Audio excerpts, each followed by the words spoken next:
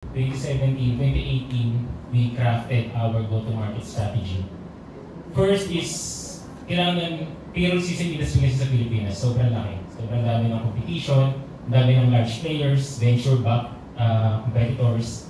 So kailangan namin ma-craft yung go-to-market strategy namin. First is yung, what is the market we're going after? So after identifying who is the market we are going after, nagkaroon kami ng several meetings and purely organic siya.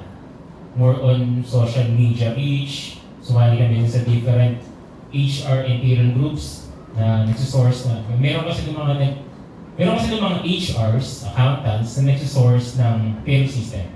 They want to replace their existing payroll system. So, purely organic since we're a bootstrap company.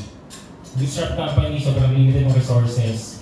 So, after the several meetings in 2018, wala akong pandemic eh. Hindi pa nakaka-adapt yung mga businesses sa online meetings.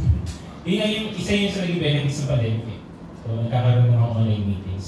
Pero way back 2018, physical meetings, roughly 10 to 15 meetings a week yung nangyayari.